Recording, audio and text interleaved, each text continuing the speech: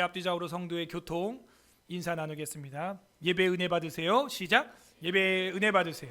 우리 한 번 더 인사하겠습니다. 예배를 사모합시다. 시작. 예배를 사모합시다. 아멘. 지난 주일에는 성전의 발전이라는 제목으로 성전 신학 하나님 말씀을 선포했습니다. 한 주 동안도 하나님의 성전으로 움직이는 성전으로 사셨는지요? 오늘은 구약 성경 전체의 강해를 기념한 시절을 보내면서 구약 성경의 신학적 주제들을 총 정리하는 시리즈로 예배의 발전이라는 제목으로 하나님 말씀을 선포하고자 합니다. 다 함께 따라하겠습니다. 예배의 발전. 내 발전. 우리는 예배자입니까? 산불 진화는 구경한다고 불이 꺼지는 것이 아닙니다. 직접 내가 몸을 던져서 산불에 들어가야 진화가 되는 것입니다. 산불 진화에 내 몸이 참가해야 불은 소화가 되는 것입니다. 제 아무리 수십만 명의 소방대원이 있고 국민들이 5천만 명이 있다고 한들 TV 너머로 강 건너 불 구경하듯 한다고 하여 진화에는 아무런 영향을 끼치지 못합니다. 오늘날 심각한 문제는 교회에서 예배자가 아니라 구경꾼이 늘어나고 있다는 것입니다. 이것은 대형 교회일수록 더욱 흔하게 나타나는 현상입니다. 극장에 가면 여러분 편하죠? 누구도 간섭이 없고 모니터에 상영되는 영화만 보면 되는 것이기 때문입니다. 극장의 관람객처럼 오늘날도 교회 안에 강대상 위를 마치 TV 모니터 쇼를 즐기는 관망자처럼 보는 신자들이 늘어나고 있다는 것이죠. 이런 관망은 인터넷 공간에서 더 빈번하게 일어납니다. 그래서 우리 믿음의 선배 A.W. 토저라고 하는 사람은 예배인가 쇼인가 라는 책을 진작에 출판을 하였고, 오늘날 저랑 여러분 모니터를 항상 들고 다니는 우리에게 오늘도 질문을 하고 있습니다. 예배인가 쇼인가? 예배는 구경하는 것이 아니라 참여하는 것입니다. 산불은 구경하는 것이 아닙니다. 산불 진화는 더욱 구경하는 것이 아닙니다. 산불 진화는 구경한다고 절대로 꺼지지 않습니다. 우리가 참여해야 하는 것이죠. 오늘 말씀에는 예배의 성취가 나오고 있습니다. 우리는 어떻게 구경꾼이 아니라 예배자가 될 수 있나요? 오늘 성경은 그 비밀을 우리에게 계시해주고 있습니다. 부디 오늘 말씀을 통하여 교회에 다니는 구경꾼, 강단을 쳐다보는 구경꾼이 아니라 예배자가 되는 서울 에스라교회 성도들 되시기를 주님의 이름으로 소망합니다. 아멘. 첫 번째 우리가 무슨 신학을 했나요? 무슨 발전을 받나요? 언약의 발전, 언약 신학을 했고, 두 번째는 구약 총론으로 뭘 했나요? 성전 신학, 성전의 발전에 대해서 봤고, 오늘은 뭐라고요? 제목이 예배의 발전, 예배 신학이다 라고 할 수 있겠습니다. 발전이라고 하는 단어에 대해서 오해하면 된다 안 된다? 안 된다. 발전은 무엇을 의미한다? 이전 것을 철거하고 새로 건설한 신도시를 말한다? 그게 아니다 하는 것이죠. 이 발전은 진전이라는 거예요. 성취라는 것입니다. 따라하세요. 성취. 그죠? 그래서 예배의 계시에 대한 성취, 예배 신학에 대한 하나님 말씀의 등장, 계시를 말하고 있는 것입니다. 그러므로 우리는요, 이 예배를 드리는 자세를 바꿔야 합니다. 매해 첫날 나를 낳아주신 부모님에게 세배하듯이 매주 첫날 나를 창조하신 주님께 예배하는 것입니다. 맞죠? 새해는 1월 1일 우리가 명절로 공휴일로 보내고 있습니다. 우리는 새해 첫날이 아니라 매주 첫날을, 월화수목금토일이 아니에요. 달력을 보면 1이 제일 앞에 있습니다. 1 월화수목금토, 주말은 일요일이 아니라 토요일입니다. 첫날을 어떻게 하는 거예요?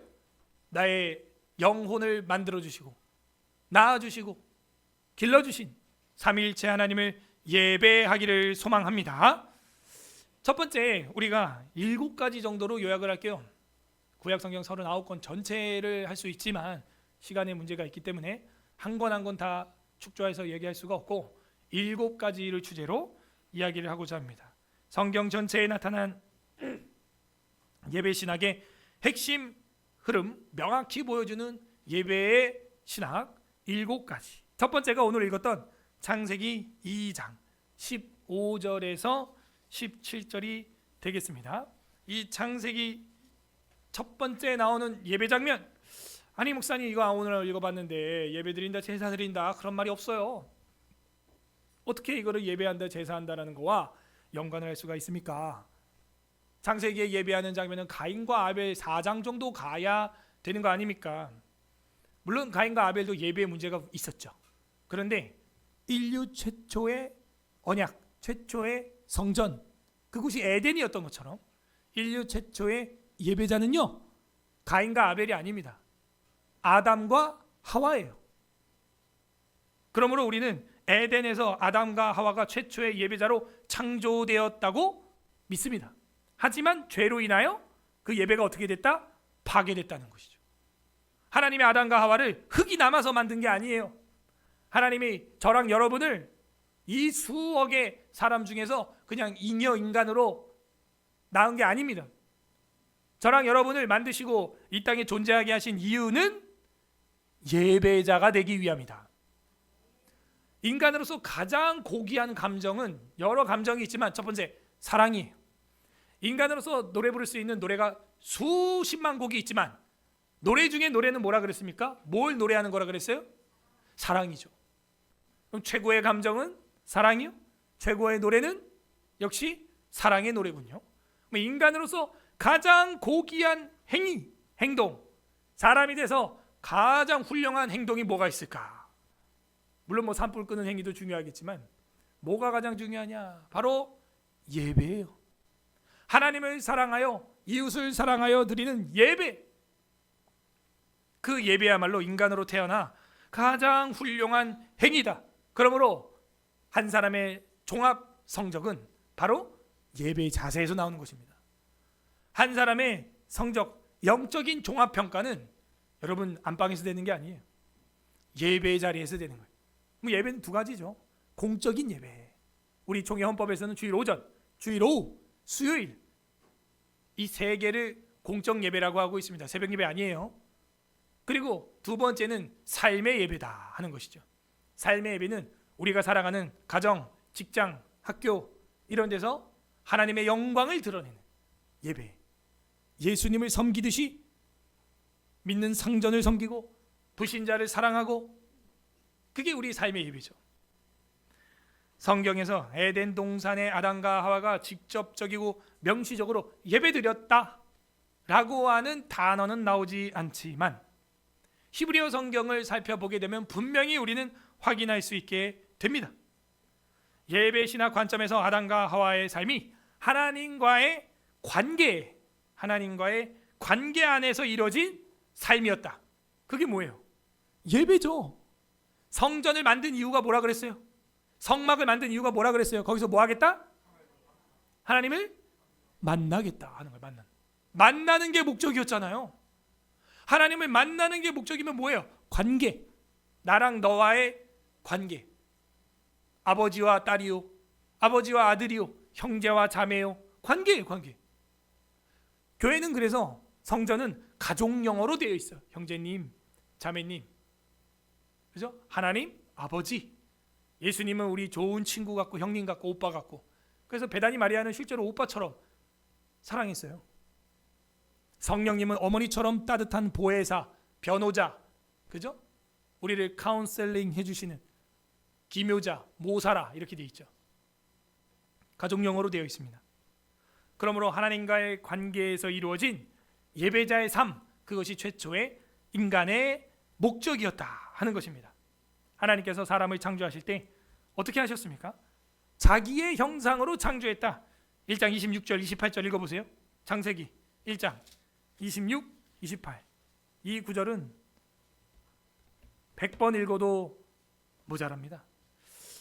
먼저 우리 26절 읽어보겠습니다. 한 절만 시작. 하나님이 이르시되 우리의 형상을 따라 우리의 모양대로 우리가 사람을 만들고 그들로 바다의 물고기와 하늘의 새와 가축과 온 땅과 땅에 기는 모든 것을 다스리게 하자 하시고. 아멘. 우리는 누구의 형상이에요? 하나님의 형상. 누구 모양? 하나님 모양입니다. 옆 사람한테 알려주세요. 성도님은 하나님의 형상입니다. 시작. 성도님은 하나님의 형상입니다. 그게 무슨 얘기예요? 하나님과 같은 형상과 모양이라는 겁니다. 그러므로 우리를 통하여 하나님은 뭐 하고 싶은 거예요? 교제하고 싶은 거예요. 소통하고 싶은 거예요. 같은 종족이에요. 네. 이런 인간과 같은 동물과 피조물이 있다 없다? 없습니다. 하나님이 자기 형상 곧 하나님의 형상대로 사람을 만들었어요. 그러므로 여러분이 가는 곳마다 뭐가 일어나야 돼요? 하나님과의 예배, 하나님과의 교제. 왜? 하나님은 여러분 말고 교제할 게 없어요. 하나님의 현실을 인정해 주세요, 여러분. 이때 인간의 목적은 하나님을 영화롭게 하는 것입니다. 그 예배의 그래서 핵심이 뭐예요? 찬양을 하는 거죠. 영광을 돌리는 것이죠.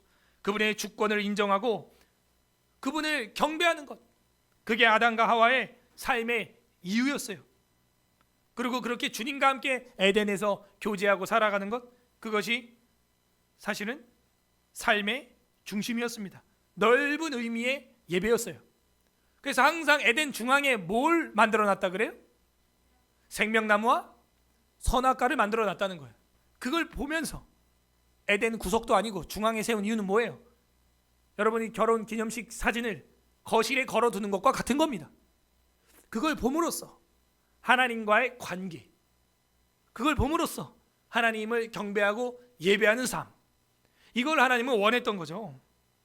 그러므로 이 창세기에서 우리가 왜 예배자인 아담과 하와를 공부해야 되냐? 그들이 하나님의 형상이었기 때문이다 하는 겁니다. 그리고 이 창세기에서 두 번째로 우리가 생각할 수 있는 것은 창세기 2장 15절에서 17절 우리가 읽었는데, 에덴 동산에서 하나님은 아담과 하와에게 순종할 말씀을 주셨어요. 그게 2장에 나오는 생명나무와 선악과의 이야기가 되는 것입니다. 그것은 한낱 과일 하나 먹으면 혼내주겠다는 그런 욕심쟁이 하나님을 말하는 게 아닙니다.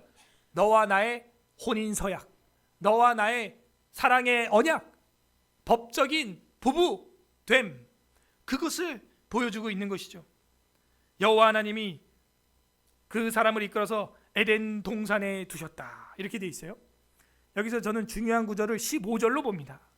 15절 별표, 여호와 하나님이 그 사람을 이끌어 에덴 동산에 두어.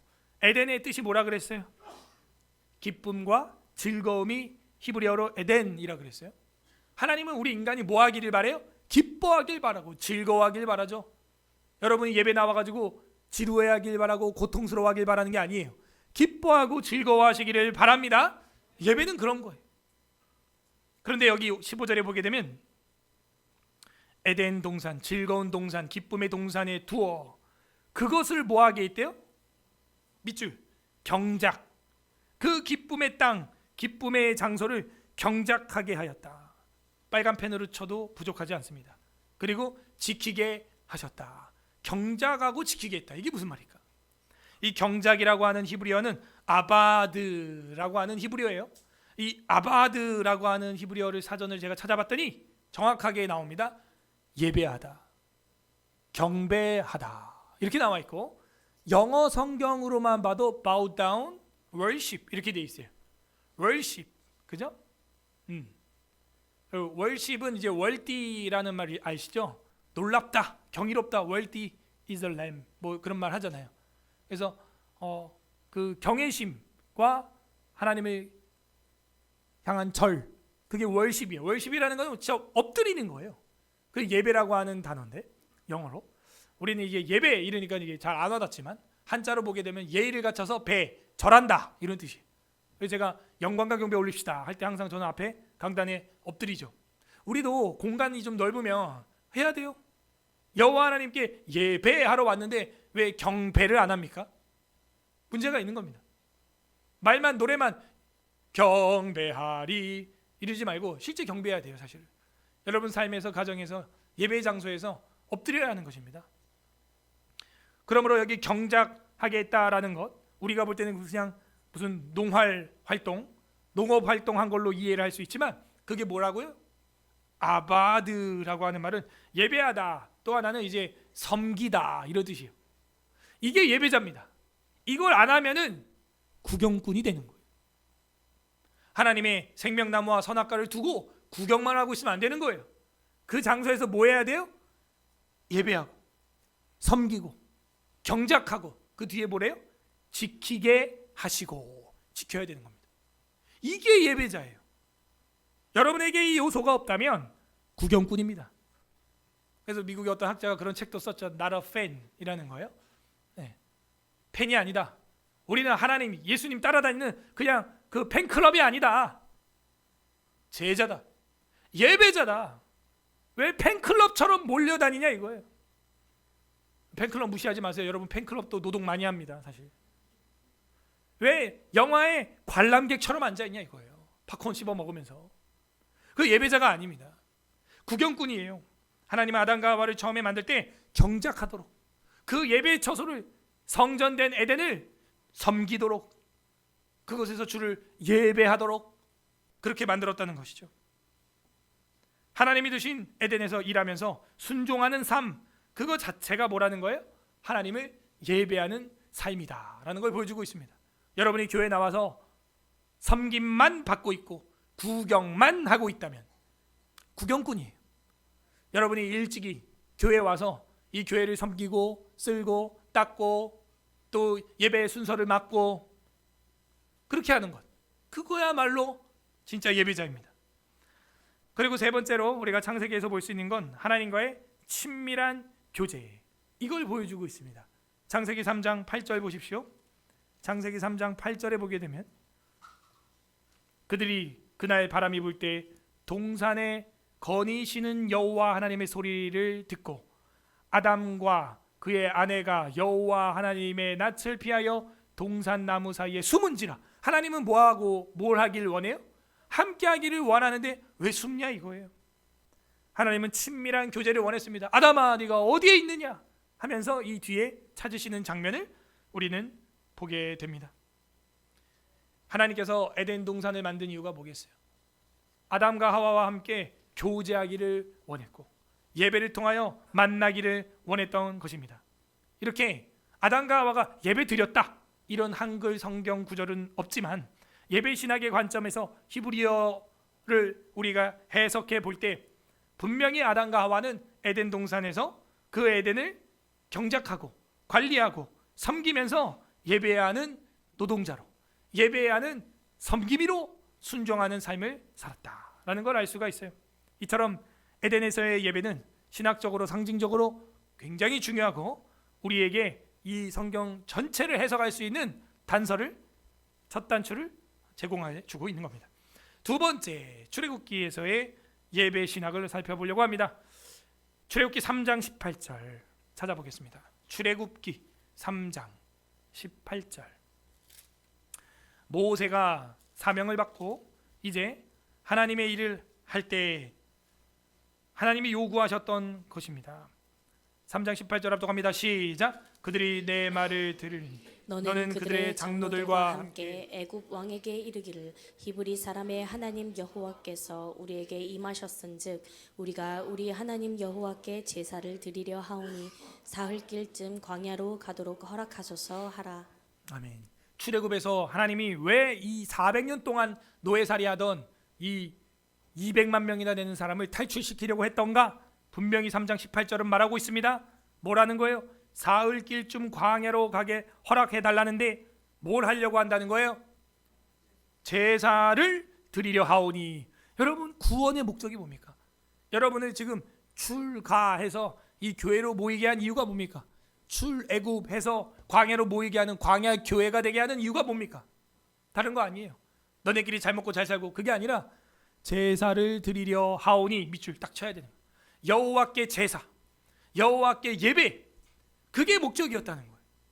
하나님은 그래서 10가지 재앙으로 애굽의 파라오에게 그 애굽의 귀신들을 저주하고 홍해를 가르고 세례를 주면서 만나와 메추라기로 성찬을 떼고 시내산에서 십계명을 수여하게 된 겁니다. 5장 3절, 출애굽기 5장 3절도 보겠습니다. 5장 3절 찾아보시고 체크하시고 제가 읽겠습니다. 그들이 이르되 히브리인의 하나님이 우리에게 나타나셨은즉 우리가 광야로 사흘길쯤 가서 우리 하나님 여호와께 제사를 드리려 하오니 가도록 허락하소서.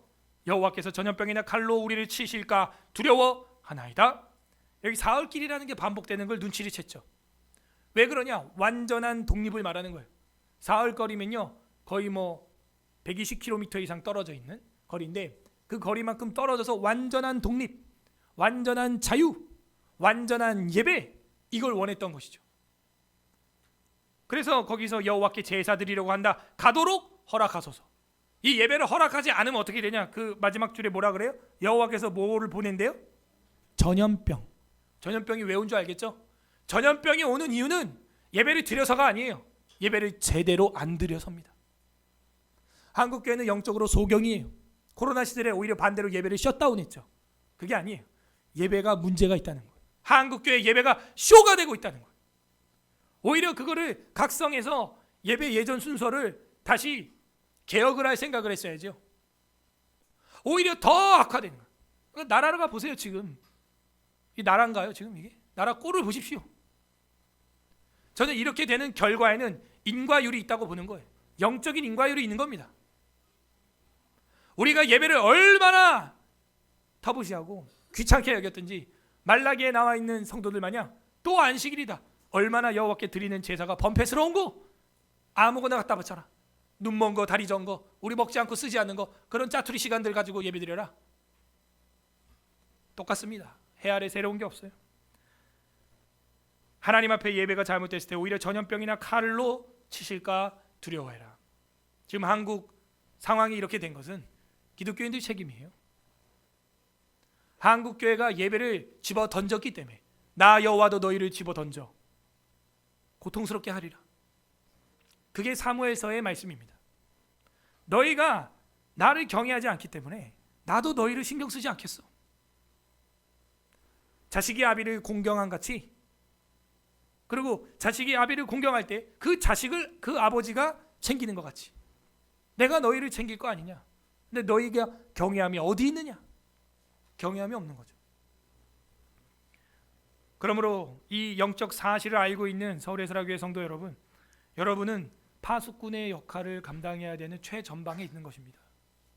이걸 알려야 되는 상황이 있어요. 지금 8장 27절 보겠습니다. 출애굽기 8장 27절 94페이지 합독합니다.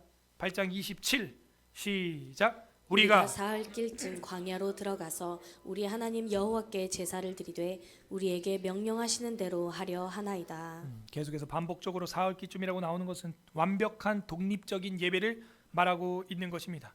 근데 오히려 바로 왕은 예배를 금했죠. 예배를 허락을 안 했죠. 그래서 어떻게 됐습니까? 나라가 완전히 무너지게 된 것입니다. 출애굽을 통해서 하나님은 우리를 예배자로 임명하셨어요. 그리고 예배의 습관을 고치기를 바랬습니다. 출애굽기 32장 8절 보겠습니다.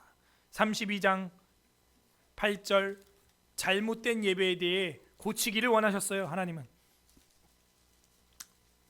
131페이지 32장 8절, 그들이 내가 그들에게 명령한 길을 속히 떠나 자기를 위하여 송아지를 부어 만들고 그것을 예배하며 그것에게 제물을 드리며 말하기를 이스라엘아, 이는 너희를 애굽 땅에서 인도하여 낸 너희 신이라.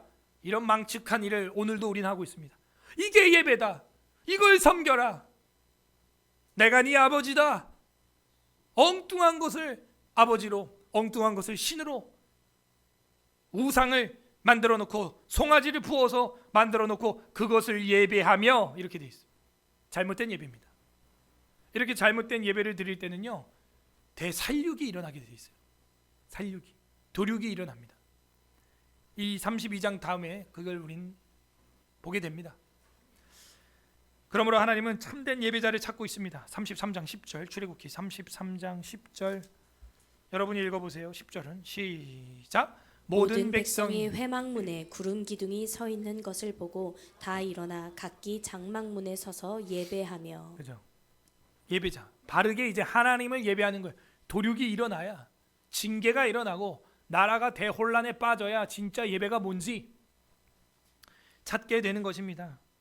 그리고 11절 다음 절에 보게 되면은 사람이 자기의 친구와 이야기함 같이 여호와께서 모세와 대면하여 말씀하시며 모세는 진으로 돌아오나 눈의 아들 젊은 수종자 여호수아는 회막을 떠나지 아니하니라. 예배를 너무 사모하는 거예요. 참 예배와 잘못된 금송아지 예배가 바로 한 장 차이에서 대비적으로 보여주고 있는 이유가 뭐라고 생각하십니까? 요 32, 33장 앞뒤에 뭐가 있다고 배웠어요? 지난주에? 할렐루야, 살아있습니까? 네. 32, 33장 앞뒤에 똑같은 얘기가 뭐가 나온다 그랬어요? 성막 건축 설계도와 건축 실행 이야기가 똑같이 나온다고 했잖아요. 결국 이 성막을 통하여 뭐 하기 원했다? 예배. 근데 잘못된 예배와 참된 모세의 예배를 보여주고 있는 거죠. 레위기로 넘어가겠습니다. 레위기에서는 구별된 예배자, 거룩한 예배자를 찾고 있어요. 10장 1절, 레위기 10장 1절,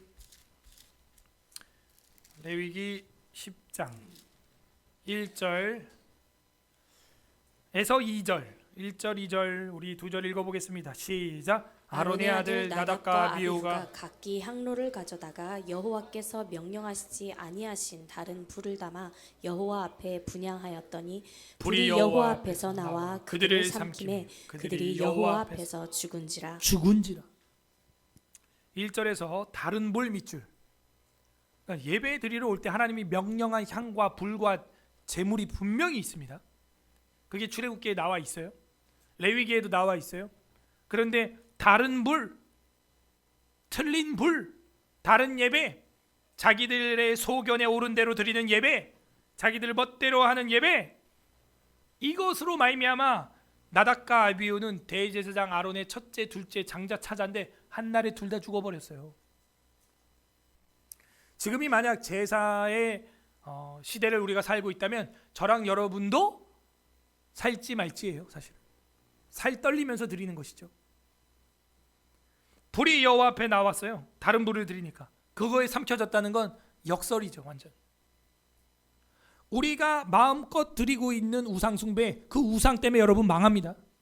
예컨대 예배보다도 내가 돈 때문에 이 예배를 버린다. 그럼 그 돈 때문에 망하게 돼 있어. 그 사람. 내가 예배보다도 내가 더 바쁘게 시간을 쓰는 그 무엇, 내가 예배보다도 하나님 것을 내가 중간에 새치기 하고 훔치는, 소매치기 하는, 가로채는 그런 일을 한다면 그게 바로 여러분을 망하게 하는 핵심 원인자가 될 거예요. 아비나 어미나 아들이나 딸을 예수님보다 더 소중히 여긴다? 그게 여러분을 망하게 할 것입니다. 결국에 다른 불, 그 불이 오히려 타올라서 집어 삼켰다는 거예요.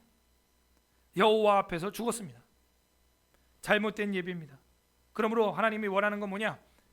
다른 불 말고 하나님이 명령한 그 불, 구별된 그 불, 구별된 예배자. 하나님은 예배의 본질을 성결함과 구별, 거룩함으로 규정하고 있다는 것을 레위기에서 보여주고 있어요. 그렇게 교제하기 원해. 몸에 똥 묻혀놓고 예배하길 원하지 않아요. 똥 묻은 사람은 일단 씻고 와야 돼. 똥 묻은 사람하고 악수를 나눌 수가 없어요. 악수를. 그리고 레위기에서 보여주는 게 11장 45절이죠. 어떻게 하라는 것이냐? 11장 45절 162페이지 합독합니다. 레위기의 핵심 구절이죠. 시작. 나는 너희의 하나님이 되려고 너희를 애굽 땅에서 인도하여 낸 여호와라. 내가 거룩하니 너희도 거룩할지어다. 아멘. 그래서 다른 불 드리지 말고 구별된 불, 그게 거룩하다라고 하는 게 가도시라는 히브리어인데, 가도시, 이거는 떼어놓다, 구별하다, 그 거룩이에요. 따로 이 주일 아침에 꽃 구경하고 싶어가지고 예배에 제껴두고 갈 수 있지만 여러분은 구별되어 하나님 앞에 그 꽃을 만드신 주를 예배하러 나온 줄로 믿습니다. 이게 구별되는 거예요. 물과 기름이 구별되는 거죠. 모래에 자석을 갖다가 위에 딱 지나가게 하면 쇠붙이들이 붙는 것처럼 모래와 쇠붙이가 구별되듯이 자연스럽게 우리는 은혜의 중력으로 끌려 오는 거예요. 그냥 여러분이 오는 게 아니에요. 그냥 끌려오는 거예요. 예. 당겨져 오는 거예요. 그냥 나도 모르게 오늘 아침 보니까 교회 갈 준비하고 있는 거야. 여기 나와 있는 거예요. 즐거운 거예요. 콧바람에 노래가, 콧노래가 나오는 거예요. 하나님은 이렇게 거룩한 거듭난 예배자, 구별된 예배자, 이런 예배자를 찾고 있다. 나는 너희 하나님이 되려고 너희를 애굽 땅에서 인도하여 냈다는 거죠. 여러분이 만약에 애굽 땅에서 인도하여 냄을 받은 백성이라면, 거듭난 구원받은 백성이라면 어떻게 예배드려요? 거룩하게. 특별히 우리 서울 에스라교회 오신 분들 정말 거룩하게 구별하고 싶어서 심사숙고하여 여기 온 걸로 제가 압니다. 특이한 현상은 올해부터 영등포 구민이 세가족으로 등록을 하고 있다는 거예요. 지난 13년 동안 영등포 구민이 한 명도 없었습니다. 단 한 명도 없었어요.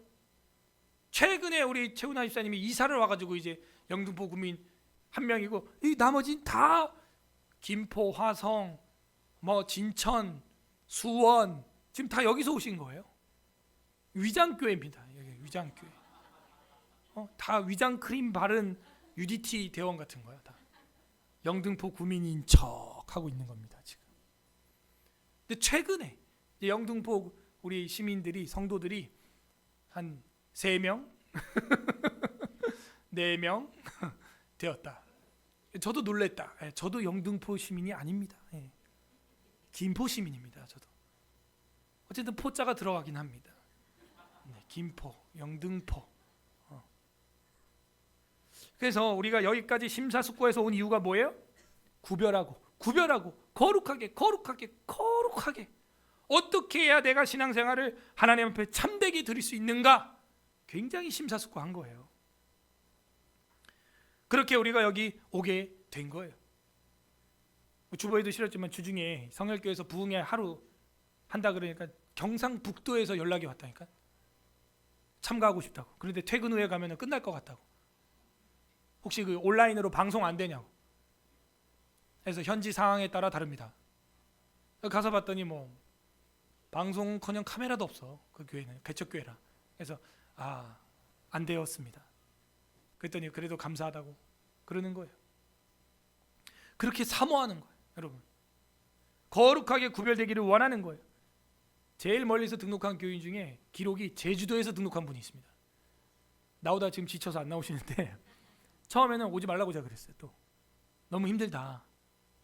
그게 뭐라는 줄 알아요? 목사님, 비행기 타면 1시간밖에 안 걸려요. 그러네. 나도 집에서 올 때 잘하면 1시간 걸리는데 제주도도 비행기 타면 1시간도 안 걸리네. 45분이면 착륙해요. 네. 나오는 데 시간이 좀 걸려서 그렇지. 그러네. 김포공항 바로 옆에 있잖아요, 우리. 그 말도 일리가 있다. 등록을 하고 다니셨었어요, 한동안. 왜 그러는 거예요? 거룩하게, 구별되게 예배하고 싶은 거예요. 성경 배우고 싶은 거예요. 신앙생활 하고 싶은 거예요. 레위기를 통해서 보여주는 예배자가 뭡니까? 구별된, 거룩한, 거듭난 예배자. 차별이 아니에요. 구별하라는 거예요. 단순한 이 논리가 없어요, 대한민국은. 누가 차별합니까? 대한민국 사람 중에. 성도 중에. 정상적인 인격자입니까? 그 사람이? 차별 안 해요. 우리는 구별하자는 거예요. 구별. 거룩하게. 네 번째로 우리 시편으로 넘어가겠습니다. 시편 95편 6절 보겠습니다. 시편 95편 6절. 시편에서 말하고 있는 예배 신학은 무엇입니까? 하나님을 예배할 때 어떻게 해야 되느냐? 에덴의 기쁨으로 찬양해라 하는 거예요. 찬양. 시편 95편 6절 가겠습니다. 시편은 우리가 설교 한 절도 안 빠지고 다 했습니다. 이거 얼마 전에 끝났어요. 시편 95편 6절 합독합니다. 시작. 오라. 우리가 굽혀 경배하며 우리를 지으신 여호와 앞에 무릎을 꿇자. 아멘. 뭐 하라는 거예요? come, 오라 하는 건 come 하는 거예요. come. 와가지고 굽혀 경배하라. 이게 무릎을 꿇고 worship 하라는 거예요. 엎드리라는 거예요. 왜? 하나님은 우리를 지으신 창조주니까. 거기 앞에 무릎을 꿇어야 한다. 경배하는 예배자, 엎드리는 예배자. 시편은 그런 예배자를 찾고 있습니다. 100편 4절 보겠습니다. 시편 100편 4절. 뒤로 100편 4절 합독합니다. 한 절 시작. 감사함으로 그 문에 들어가며 찬송함으로 그의 궁정에 들어가서 그에게 감사하며 그의 이름을 송축할지어다. 아멘. 하나님을 예배하고 찬양하는 예배자의 삶이 어떠한지를 시편은 우리에게 보여주고 있습니다. 성경 전체에서 보여주는 예배 중심, 바로 그것은 엎드리고 감사하고 찬양하는 거예요. 그래서 우리가 오늘도 여는 찬양으로 예배를 시작했던 것이죠. 예배의 발전 시편에서 보여주는 건 바로 성경 전체의 중심에서 보여주는 엎드려 경배하며 찬양하는, 찬양으로 그 문에 들어가며 찬송함으로 궁정에 들어가는 그 예배, 하나님이 원하시는 예배입니다. 오만상 쓰고 찡그리는 예배 말고요. 나라와 민족을 생각할 때 여러분 답답하시죠? 그런데 여러분 걱정하지 마시기 바랍니다. 이 나라를 세웠던 국부께서는 이 나라가 그렇게 쉽게 무너지는 시스템으로 만들지 않았어요. 제 아무리 이런저런 사람들이 난리를 쳐도 5년 뒤면은 끝나게 만들어놨습니다.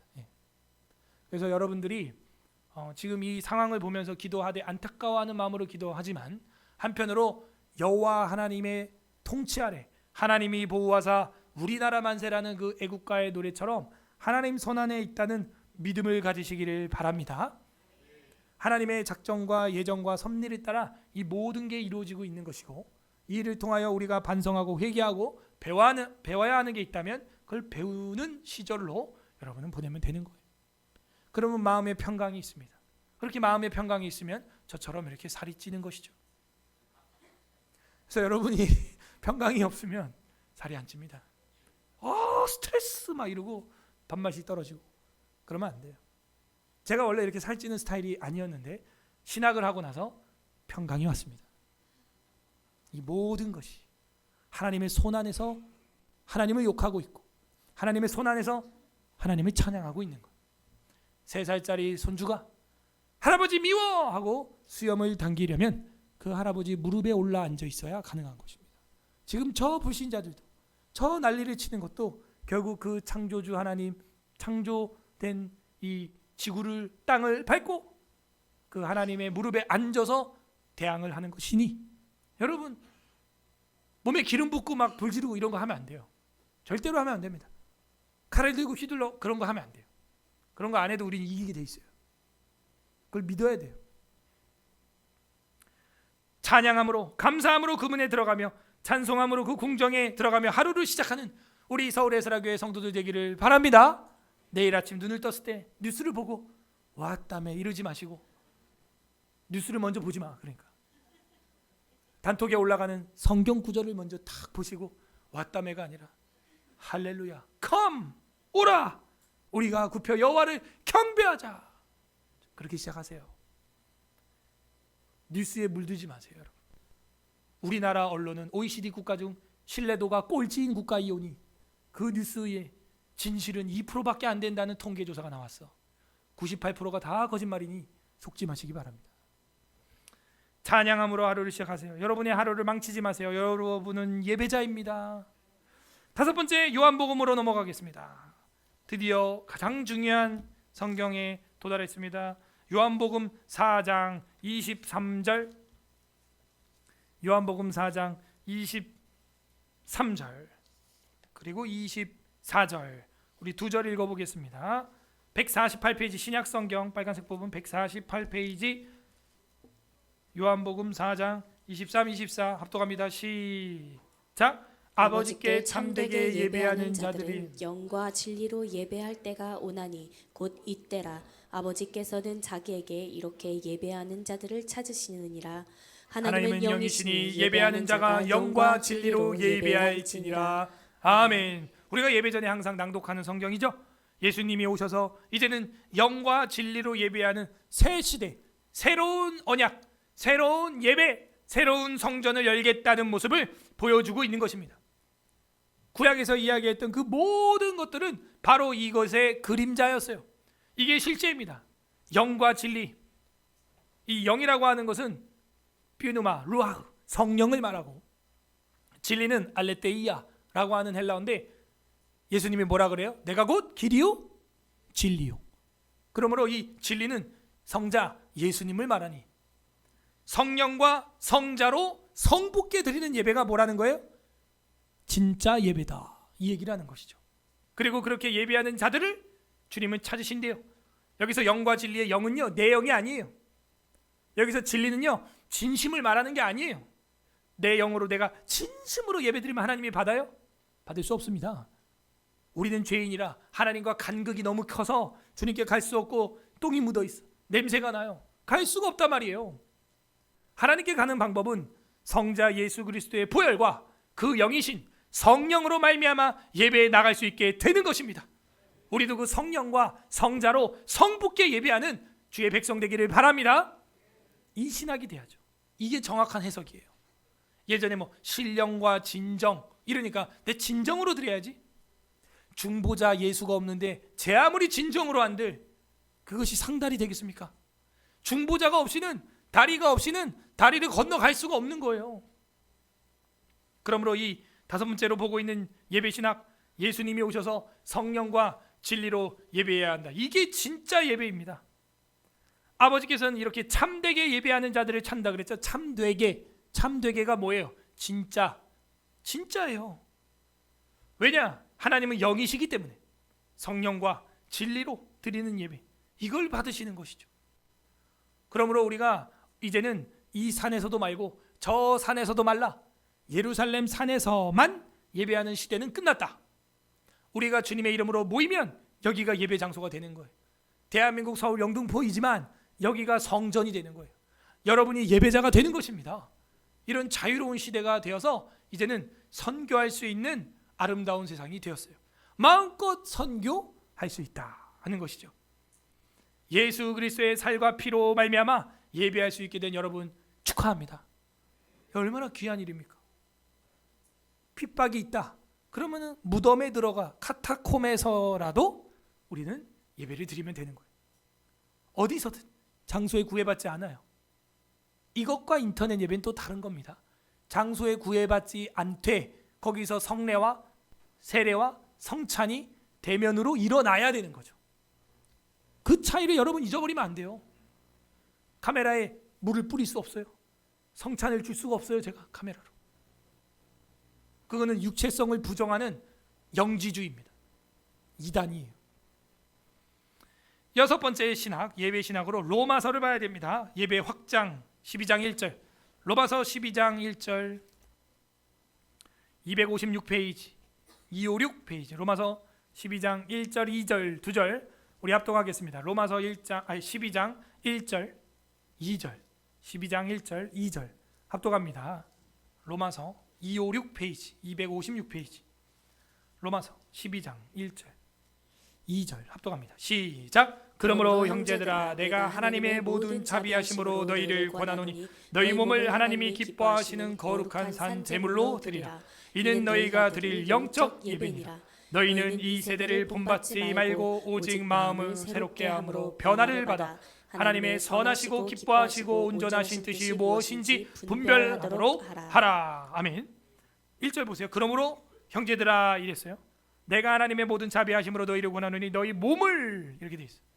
너희 몸을 하나님이 기뻐하시는 거룩한 산제물. 우리가 앞에서 배웠던 모든 내용이 종합적으로 이 한 절에 나와 있습니다. 몸을 드리는 거라 그랬죠. 아담과 하와가 경작을 하였습니다. 자기 몸으로 예배드렸습니다. 자기 몸으로 섬겼습니다. 그리고 기뻐하는 거룩한, 레위기에서 우리가 배웠습니다. 거룩한 예배자, 구별된 예배자, 거듭난 예배자. 그들은 어떻게 합니까? 산제물, living sacrifice, 살아있는 희생물이 되는 거예요. 그러므로 여러분이 오늘 교회에 나와서 몸이 고되지 않았다 그러면 산제물이 되지 않은 것입니다.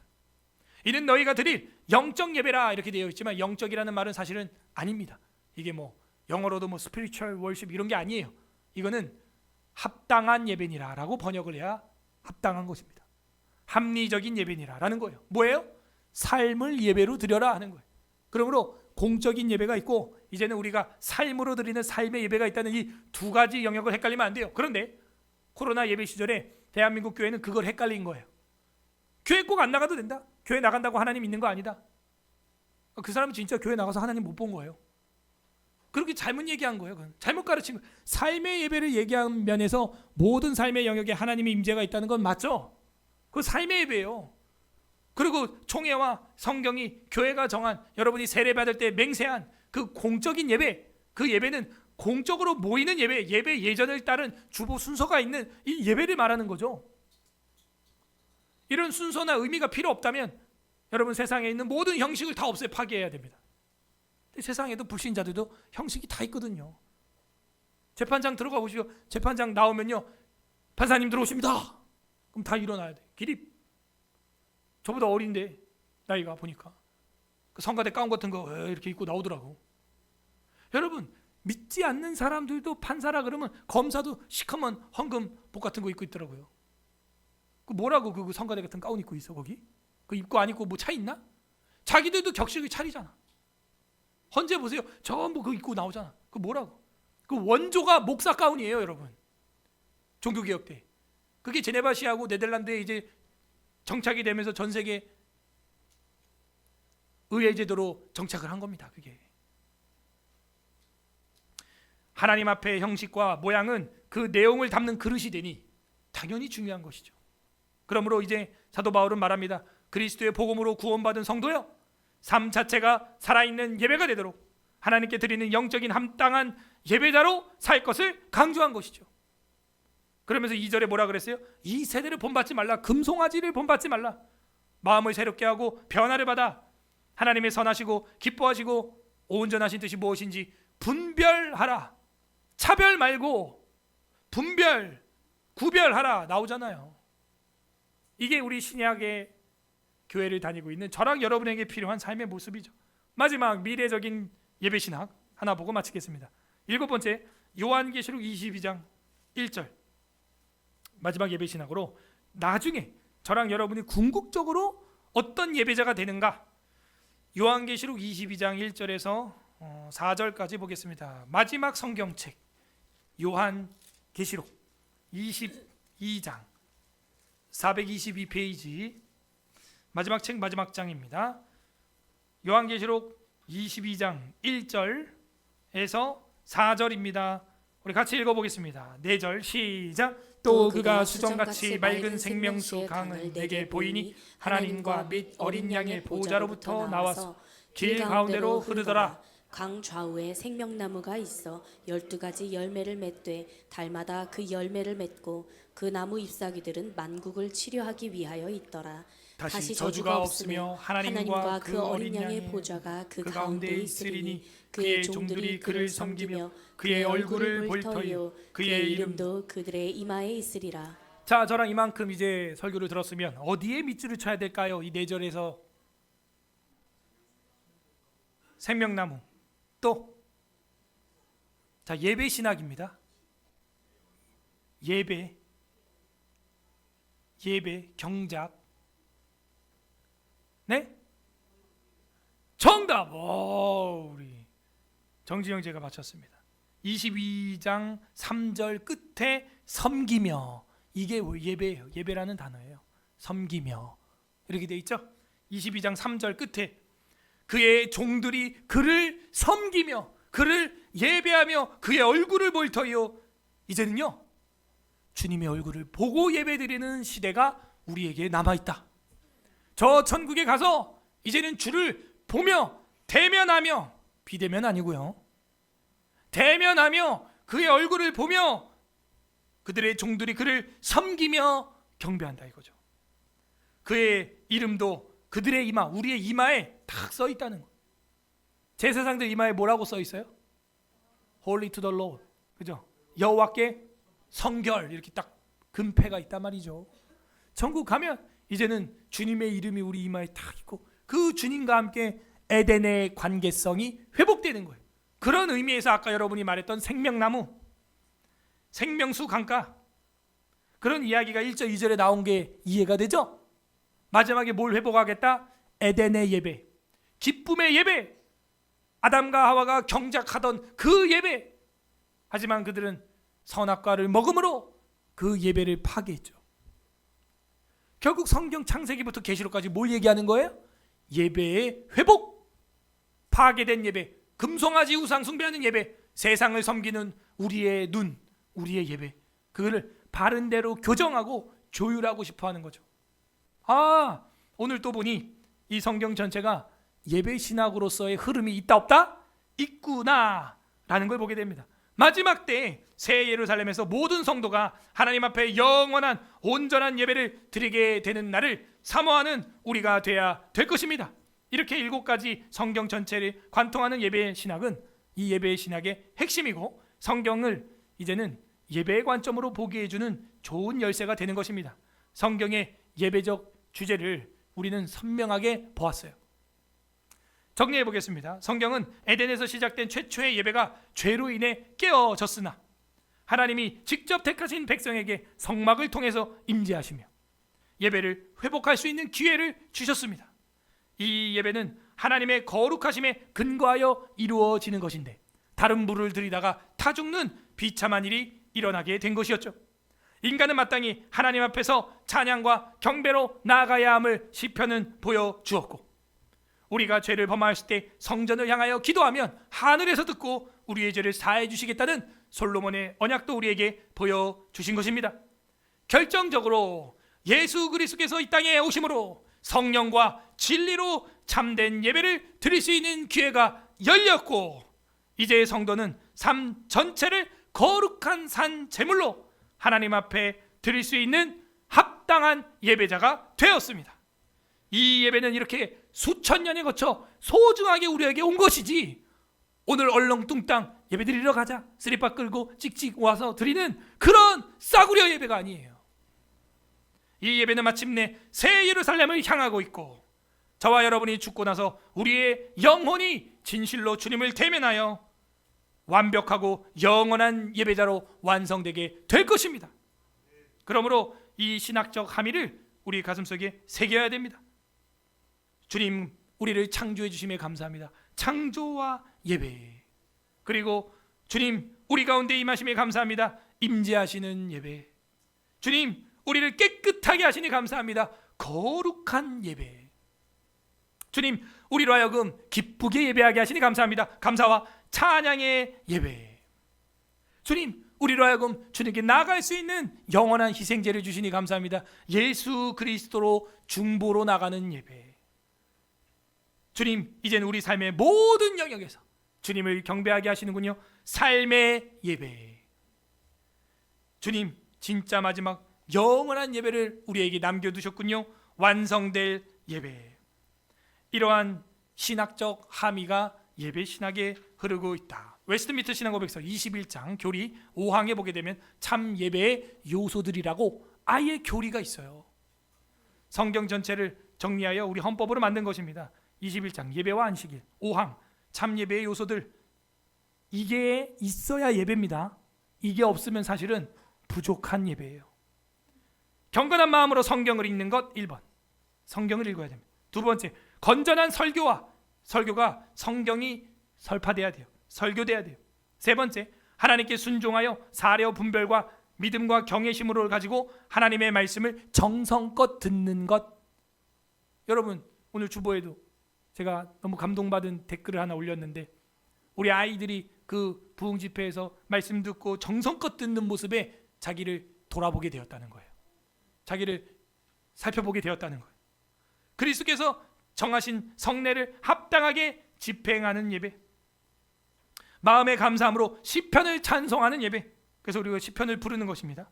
이것이 통상적인 종교적 예배의 모든 요소들이다. 그래서 성찬식을 격주로 하고 나머지 격주에는 학습 세례, 입교식을 우리가 여기서 하는 건데, 오늘은 학습 세례, 입교자가 없다는 얘기죠. 이때 우리는 경성해야 돼요.